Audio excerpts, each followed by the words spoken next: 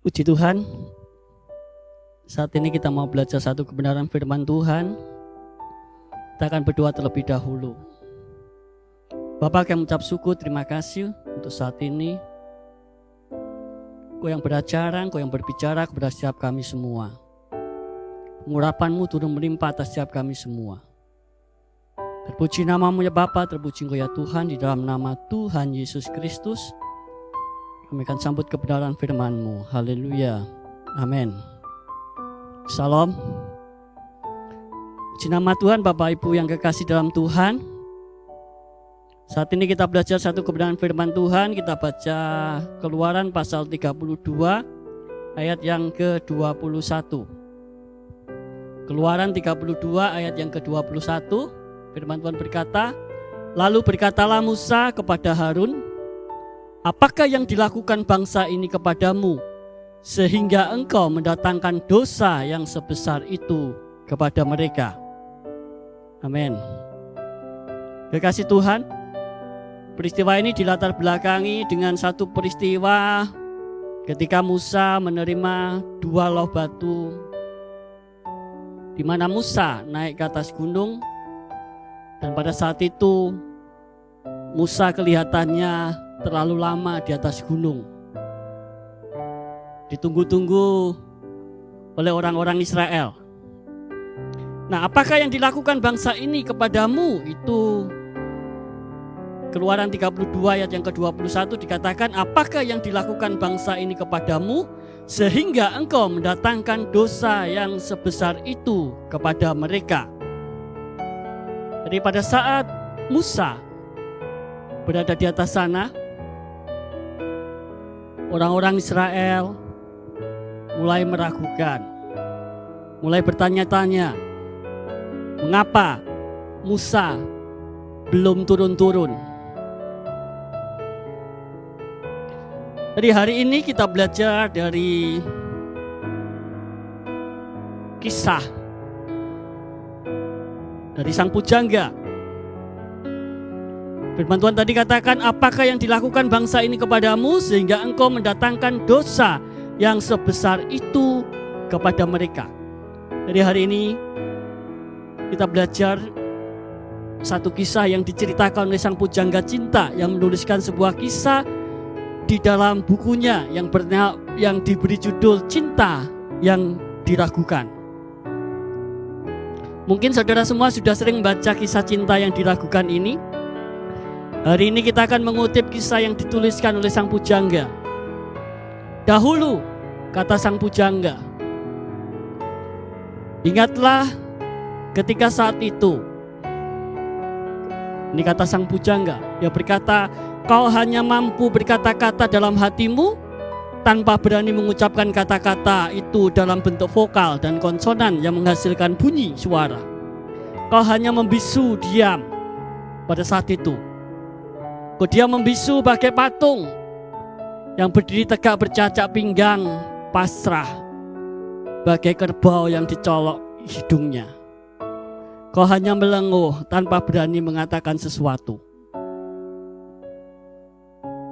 Jadi sang pujangga mengatakan seperti itu. Sehingga dia berkata dalam Keluaran pasal 32 ayat yang ke-21, apakah yang dilakukan bangsa ini kepadamu, sehingga engkau mendatangkan dosa yang sebesar itu kepada mereka? Sang pujangga berkata, ingat waktu kamu dahulu. Engkau ada di tempat yang seperti itu. Engkau tidak bisa berkata apa-apa. Engkau hanya diam. Bahkan kau tak mampu menangis. Kata sang pujangga, hanya deraian air mata yang mengalir deras dari kedua pelupuk matamu. Menangis tanpa kata. Menangis tanpa suara. Bagai domba yang dibawa ke pembantaian. Kau tak bisa berbuat apa-apa. Kau hanya diam. Hanya air mata yang keluar dari kedua pelupuk matamu. Dan dalam hatimu kau bertanya, entah bertanya kepada siapa. Sang pujangga pun tidak tahu. Engkau bertanya, mengapa aku mengalami keadaan ini? Sampai kapan aku harus seperti ini? Engkau berkata, hidupku monoton. Bangun pagi, bekerja hingga larut malam. Terkadang tidak mendapat makan karena harus bekerja. Bahkan di malam hari, engkau berkata, aku tidak bisa memejamkan mata karena aku masih harus tetap bekerja. Engkau berkata, hidupku seperti ini. Yang kulihat hanyalah kelam, hitam dan putih saja, tiada warna di hidupku. Itu kata sang pujangga. Engkau lihat, engkau ingat saat itu, kata sang pujangga, hidupmu seperti itu. Engkau hanya berkata, hidupku monoton, hidupku semuanya hanya hitam putih. Dari pagi seperti itu, setiap hari aku lakukan hal yang sama. Dan setiap malam aku harus menangis tanpa berani mengeluarkan kata-kata. Hanya air mata yang keluar dari kedua pelupuk mataku. Napasku berlari kencang, bak pelari maraton. Degup jantungku berdegup keras, seperti suara drum yang digeber dengan cepatnya. Hidupmu dikejar-kejar. Kau mengalami keadaan yang seperti itu. Mungkin juga engkau juga katakan, mataku minus, entah minus berapa. Semakin lama semakin bertambah. Bahkan silinder di mataku mulai menghantui hidupku. Seakan tak terkendali, bertambah terus silindernya yang ada di mata saya. Membuat pusing kepala. Kau mulai pusing kepalamu, kau mulai mengalami kelemahan jiwamu, kau mengalami kelemahan tubuhmu. Aku seperti orang buta yang tidak dapat melihat dengan jelas. Hanya bayangan hitam putih yang terlihat. Engkau berkata, harapku pupus, asaku lenyap, hilang tiada kenangan lagi. Aku benar-benar menyerah pasrah, kata sang pujangga, berharap adanya pertolongan. Dari manakah akan datang pertolonganku? Pada saat itu, kata sang pujangga, di saat kau ada pada titik nadir, kau sudah menyerah pasrah, tanpa mampu berbuat sesuatu, lihat dan dengarkan. Ketika engkau berkata-kata, dari manakah akan datang pertolonganku? Lihat dan dengarkan, kata sang pujangga. Aku datang kekasihku. Aku datang dengan cinta. Aku datang dengan kasih sayang. Aku mau menjadikan engkau kekasihku. Aku mau menjadikan hidupmu berwarna. Aku mau mencintaimu seumur hidupku, bahkan sampai selama-lamanya. Aku mau mencintaimu untuk sampai akhir zaman. Kau dengar, kekasih Tuhan, I come my love. Aku datang kekasihku. Aku berikan cinta yang tak pernah kau dapat. Aku berikan ketenangan dalam hidupmu. Aku juga berikan kebahagiaan untukmu. Aku berikan apa yang tak pernah kau dapatkan selama ini pada saat itu. Saat itu kau menyambutku dengan sukacita. Engkau berteriak, engkau bersorak-sorai. Kau mengatakan, puji Tuhan, ada pertolongan. Dan kau dapat merasakan ketenangan. Kau bisa tidur dengan nyenyak tanpa merasa terganggu lagi. Malam engkau bisa tidur dengan tenang. Engkau bisa makan dengan kenyang. Hidupmu menjadi berwarna. Engkau berkata, hidupku tidak lagi hitam putih. Hidupku mulai berwarna. Dan engkau bangga dengan keadaanmu saat ini. Pada saat itu engkau dalam keadaan yang seperti itu. Dan sang pujangga katakan, aku datang dengan cinta. Dan ketika engkau menyambutnya dengan cinta juga, maka hidupmu berubah. Hingga suatu ketika, kalau suatu masalah menghadang di depan mata, semua jalan seakan tertutup. Kau mulai mengatakan sesuatu yang tidak pantas. Ketika engkau ada di sana, di depanmu hanya lautan. Di belakangmu musuh mengejarmu dengan kereta-kereta berkuda, dengan perlengkapan perang yang luar biasa. Sementara engkau tidak memiliki apa-apa. Kau tidak mampu berbuat sesuatu. Tapi pada saat itu engkau mulai mengatakan sesuatu yang tidak layak untuk diucapkan. Kau mulai meragukan cinta yang aku berikan kepadamu. Kau meragukan kasih sayangku. Kau bahkan melecehkan dan menghina. Dan kau berkata, siapa kamu? Kau katakan lebih baik aku hidup seperti yang dulu daripada aku hidup seperti sekarang ini. Di depanku ada masalah, di belakangku juga ada masalah. Mengapa engkau membuat aku terjepit di antara dua masalah sehingga aku tidak bisa berbuat apa-apa? Dan kau berkata lebih baik aku hidup seperti yang kemarin. Lebih baik aku hidup dalam buta warna yang cuma hitam putih. Kau mulai meragukan. Kau mulai tidak mempercayai cinta yang telah kuberikan.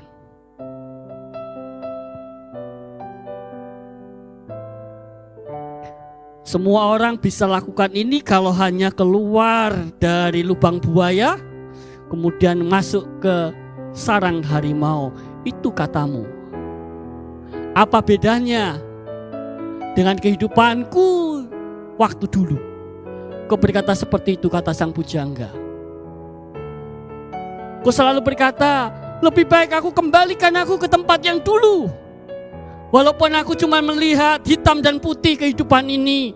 Walaupun aku harus setiap pagi bangun kemudian bekerja sampai larut malam. Bahkan lupa makan, bahkan tidak diberi makan. Tapi di sana aku masih bisa hidup. Daripada saat ini engkau justru membuat aku terjepit. Engkau berkata-kata seperti itu. Ya ampun, kata sang pujangga. Bukankah aku sudah ngomong? Bukankah aku sudah berbicara? Bukankah sudah aku katakan, kamu cukup diam saja. Serahkan semua padaku. Aku yang akan mengatasi semua rintangan dan tantangan dari siapapun. Aku akan membelamu. Aku akan melindungimu. Bahkan nyawaku akan kuberikan untukmu. Itu kata sang pujangga. Apakah kau punya telinga? Apakah kau bisa mendengar apa yang sang pujangga katakan? Aku mengasihimu, aku membelamu, aku bahkan memberikan hidupku, memberikan nyawaku untuk engkau kekasihku. Berapa lama peristiwa itu ketika engkau mengalami keadaan buta warna, cuma ada hitam dan putih? Berapa lama engkau mengalami keadaan engkau harus bekerja siang malam? Bahkan pekerjaanmu ditambah dan engkau tidak bisa berkata apa-apa. Dan kemudian aku datang untuk mengasihimu. Aku datang untuk mengangkatmu. Aku datang untuk menyembuhkanmu. Aku datang untuk memulihkanmu. Dan saat ini ketika engkau menghadapi masalah ini tidak lebih besar dari masalah yang lalu. Mengapa engkau justru mau kembali ke masa lalumu yang diperbudak dengan keinginan-keinginan? Bukankah aku katakan engkau hanya diam saja, serahkan semuanya kepadaku. Aku yang akan bertindak, aku yang akan membelamu, aku yang akan menyelesaikan semua persoalanmu. Itu yang dikatakan sang pujangga. Singkat kata sang pujangga yang dia tuliskan dan yang hari ini kita pelajari. Semua tantangan, rintangan saat itu dapat terselesaikan dan tibalah pada suatu hari. Saya tidak bacakan kisah pujangga dengan sepenuhnya. Kita akan melompat satu peristiwa lagi ketika semua masalah itu sudah diselesaikan. Tibalah suatu saat ketika aku ingin melakukan sesuatu. Dia hanya ingin menyendiri ke atas gunung. Aku masih tetap menjagamu, kata sang pujangga. Aku masih tetap melihatmu dari atas. Namun, kata sang pujangga, kau mulai berulah lagi. Tidakkah kau ingat, tidakkah kau lihat apa yang telah kau alami selama ini? Baru saja kau mengalami sesuatu yang luar biasa. Baru saja engkau mengalami cinta yang luar biasa. Tapi kenapa saat ini aku hanya ingin naik ke atas gunung, menenangkan diriku. Dan aku masih tetap mengawasimu, aku masih tetap menjagamu. Kau mulai berulah. Kau mengatakan aku tidak mau yang seperti ini. Aku mau seperti yang dilakukan orang-orang itu. Engkau berkata seperti itu. Aneh, kata sang pujangga. Kau sudah mendapatkan cinta yang murni. Kau sudah mendapatkan kasih yang sejati. Kau malah meragukannya. Kau tidak mempercayai cinta itu yang sudah membawamu keluar dari tempat perbudakan.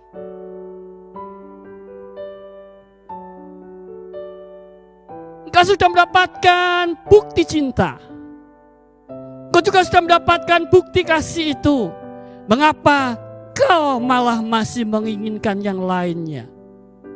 Engkau bahkan berkata, siapa kamu? Lihat itu orang-orang yang di sana. Engkau justru menginginkan keadaan yang seperti yang dilakukan orang-orang. Kau diperlakukan tidak sama. Kau diperlakukan berbeda dari yang lainnya. Itu kata sang pujangga. Kau menjadi istimewa. Kau menjadi yang dicintai. Bahkan kau menjadi biji mataku, kata sang pujangga. Mengapa kau mau diperlakukan seperti orang lain? Mengapa engkau mau diperlakukan seperti mereka yang tidak aku cintai? Mengapa engkau mau diperlakukan seperti mereka yang tidak aku sayangi? Engkau memang berbeda. Jadi apakah yang dilakukan bangsa ini kepadamu sehingga engkau mendatangkan dosa yang sebesar itu kepada mereka? Kau memang sungguh sangat keterlaluan, kata sang pujangga. Kamu itu siapa? Sadarlah. Kamu itu dicintai tanpa syarat. Keadaanmu itu seperti itu. Dan aku mau mencintaimu, aku mau mengasihi engkau tanpa melihat siapa dirimu. Kamu itu disayangi tanpa alasan. Kamu itu mendapatkan cinta yang murni, kata sang pujangga. Cinta yang tulus, cinta yang suci. Bahkan karena cinta ini, nyawa direlakan asal kamu berbahagia. Itu kata sang pujangga yang menginginkan kebahagiaan untuk engkau. Tapi apa yang kau berikan? Kau bahkan meragukan cintanya. Engkau bahkan meragukan cinta yang murni. Engkau bahkan menghina cinta yang tulus. Engkau bahkan pengen hidup seperti orang-orang yang tidak dicintai. Engkau menginginkan kehidupan yang di sana. Engkau berkata, aku ingin hidup seperti yang di sana. Dan kekasih Tuhan, sang pujangga berkata, ternyata hal seperti ini bukan cuma 1 kali 2 kali engkau lakukan. engkau orang yang dicintai. Engkau orang yang benar-benar berharga. Engkau adalah biji mataku. Namun mengapa engkau justru mau menjadi seperti yang tidak dicintai? Apakah yang dilakukan bangsa ini kepadamu sehingga engkau mendatangkan dosa yang sebesar itu kepada mereka? Sang pujangga juga mengatakan, ingat ketika suatu waktu engkau berkata kepadaku, berikan aku seorang lagi supaya aku menjadi sama seperti mereka. Mereka punya raja, mereka punya pemimpin, sementara aku tidak punya siapa-siapa. Itu katamu.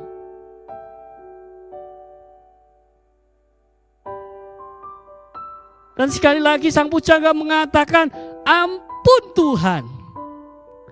Ini orang yang dicintai tapi benar-benar tidak mengerti tentang cinta. Aku sudah memberikan nyawaku untuk engkau, tapi engkau tidak pernah menghargai cinta itu. Engkau bahkan mau menjadi sama seperti mereka. Engkau tidak mau lagi menuruti kekasihmu, tapi engkau justru mau menuruti kehendaknya orang lain. Engkau bahkan menyamakan dirimu dengan bangsa-bangsa. Engkau bahkan menyamakan dirimu dengan orang-orang yang di sana. Padahal engkau adalah orang yang benar-benar aku cintai. Engkau adalah orang yang aku kasihi. Mengapa engkau harus berkata seperti itu? Mengapa engkau mulai meragukan cinta yang suci, cinta yang murni? Sang pujangga berkata, aku bahkan mau memberikan nyawaku hanya karena aku mengasihi engkau.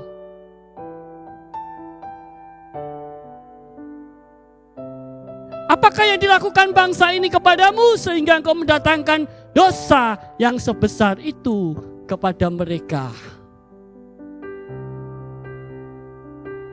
Terima kasih Tuhan.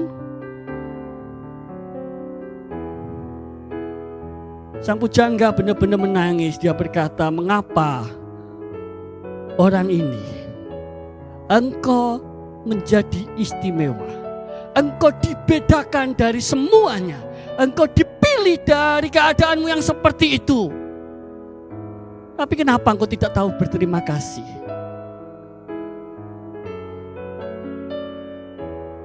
Engkau tidak pernah mengatakan terima kasih karena cinta yang aku berikan. Kau justru hanya menuntut sesuatu yang tidak benar. Bahkan kau berkata-kata sesuatu yang tidak pantas untuk diucapkan. Kau selalu berkata, kamu itu siapa? Sebenarnya yang berhak berkata kamu itu siapa adalah aku, kata sang pujangga. Karena aku mengasihi engkau dari keadaanmu yang seperti itu. Engkau buta. Engkau ada dalam perbudakan. Hari-harimu monoton. Engkau tidak bisa berbuat apa-apa. Engkau hanya menangis siang malam tanpa keluar kata-kata. Engkau hanya menangis dengan derayan air mata. Dan aku katakan, aku datang dengan cinta. Aku datang dengan kasih sayangku. Engkau sudah mendapatkan cinta yang suci, tapi engkau tak pernah berterima kasih.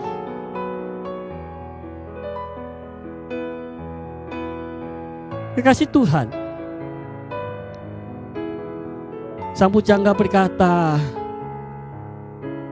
apa yang harus aku katakan? Aku mengasihi engkau tanpa syarat, aku mengasihi engkau tanpa imbalan. Aku mengasihi engkau tanpa melihat siapa dirimu, tapi apa yang kau berikan kepadaku. Sang pujangga tidak bisa berkata apa-apa. Aku naik ke atas gunung hanya sebentar. Kenapa kau baru aku tinggal sebentar ke atas gunung untuk menenangkan diri? Ternyata engkau sudah berulah lagi. Engkau mulai berkata kepada temanmu, kepada orang-orangmu, kepada seluruh kawananmu. Siapa orang itu? Mengapa aku harus mempercayainya. Engkau bahkan berkata, berikan aku seorang yang lain, supaya aku menjadi sama seperti mereka. Engkau adalah bangsa pilihan, engkau orang yang dipilih Tuhan, engkau umat yang diistimewakan. Tetapi saat engkau dipilih, saat engkau dicintai, justru engkau melarikan dirimu. Engkau justru ingin menjadi sama seperti mereka. Mereka yang tidak dicintai, mereka yang tidak disayangi, mereka yang tidak dipilih. Mengapa engkau justru ingin hidup seperti mereka? Lalu berkatalah Musa kepada Harun, apakah yang dilakukan bangsa ini kepadamu, sehingga engkau mendatangkan dosa yang sebesar itu kepada mereka? Kau hanya ingin menikmati kenikmatan sesaat. Kau hanya ingin menikmati kebahagiaan yang sesaat. Ingat waktu itu, kata sang pujangga. Ingat dirimu pada saat itu. Sadar, kata sang pujangga.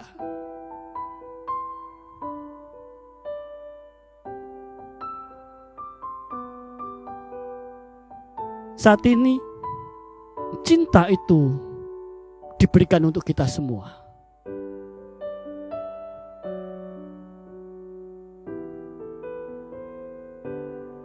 Sang pujangga mengasihi kita semua. Sang pujangga mencintai kita semua. Dan kita menjadi orang yang berbeda.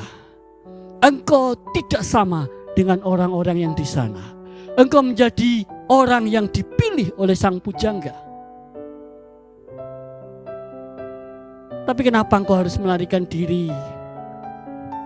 Kenapa engkau harus mengatakan sesuatu yang tidak pantas? Engkau selalu berkata, benarkah itu? Sang pujangga katakan, aku sudah membuktikan, nyawaku kuberikan untukmu, agar engkau bisa bahagia selamanya.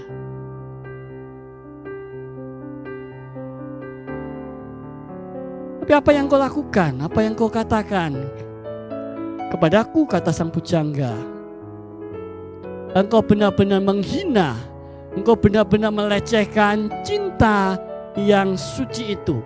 Engkau benar-benar melecehkan cinta yang murni itu. Engkau tidak pernah merasa puas. Engkau tidak pernah mengucapkan syukur, engkau tidak pernah berterima kasih dengan cinta yang sudah aku berikan. Setiap saat, setiap kali ketika engkau menghadapi sesuatu, kata sang pujangga, engkau tidak pernah mengingatku.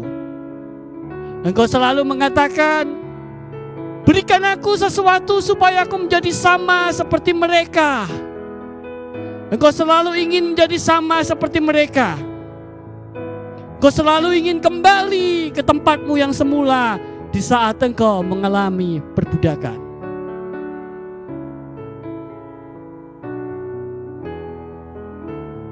Sekali lagi sang pujangga selalu berkata, ya ampun orang ini.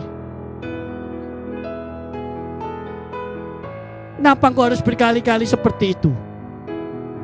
Sang pujangga katakan, aku mengasihimu, aku mencintaimu dengan setulus hatiku. Dan itu adalah cinta yang murni. Sang pujangga katakan, engkau sudah tidak setia berkali-kali. Engkau selalu melarikan diri, namun aku, sang pujangga katakan, aku akan tetap setia dan aku akan tetap mencintaimu. Kekasih Tuhan, cinta yang luar biasa, mengapa harus diragukan? Sang pujangga katakan, aku memberikan hidupku dan aku akan membela engkau kemanapun engkau pergi. Aku akan selalu ada bersamamu sampai akhir zaman.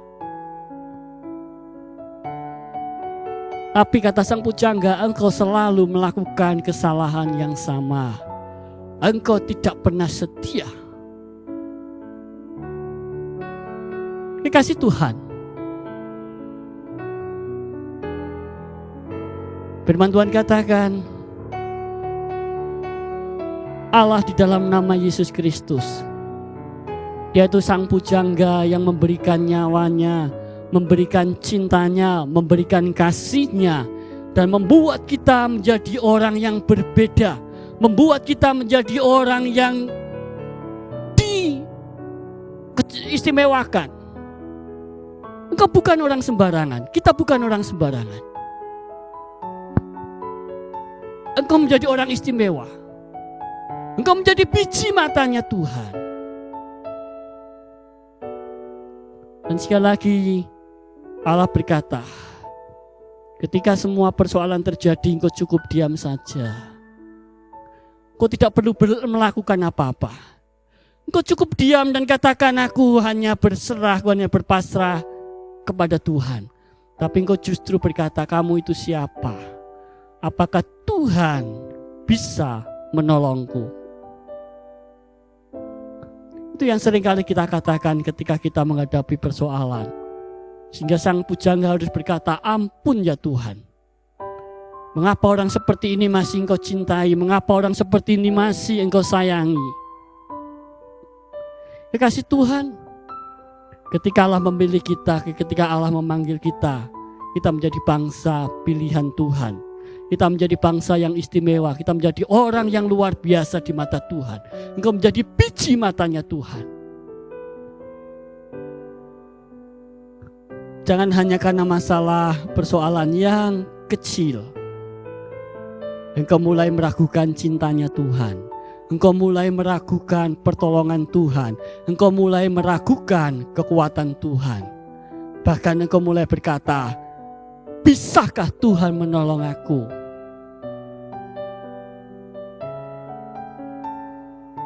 Saat ini kita harus kembali bertobat dan sadar. Itulah kata sang pujangga tadi katakan, sadarlah, apakah engkau tidak punya telinga? Apakah engkau tidak bisa mendengar?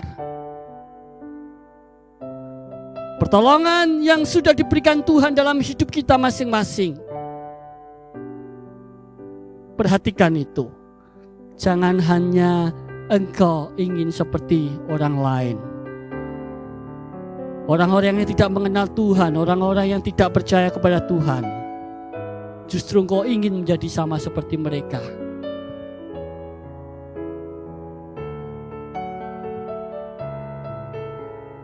Saat ini mari kita kembali kepada Tuhan. Kalau kita melakukan hal yang sama, kita sudah ditolong Tuhan, kita sudah mendapatkan pertolongan yang dari Tuhan, tapi ternyata engkau mulai meragukan Tuhan. Engkau justru mulai mengatakan, lihat sekelilingmu kanan kiri itu, mereka kelihatannya gemuk, mereka kelihatannya sehat, mereka kelihatannya lebih diberkati. Dan engkau mulai meragukan Tuhanmu, engkau mulai meragukan kasih yang mulia. Saat ini engkau kembali ke hadapan Tuhan. Allah sangat mengasihi engkau, Yesus sangat mengasihi kita semua. Jangan pernah engkau meragukan cintanya Tuhan. Jangan pernah engkau meragukan pertolongan Tuhan. Tuhan sanggup menolong engkau, Yesus sanggup membebaskan engkau. Apapun persoalanmu, Yesus sanggup melakukan perkara-perkara yang ajaib di dalam hidup kita.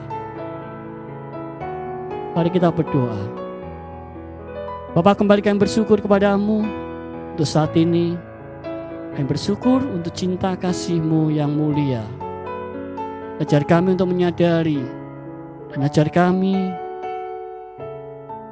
mengucap syukur untuk semua yang telah Engkau berikan. Dan ketika kami menghadapi masalah ataupun persoalan, ajar kami untuk mengingat cinta-Mu, ajar kami untuk mengingat kasih-Mu. Dan biarlah kami berpasrah hanya kepada-Mu. Dan hamba-Mu kami percaya Engkau sanggup menolong kami semua. Dalam nama Tuhan Yesus kami mengucap syukur dan berdoa. Haleluya. Amin.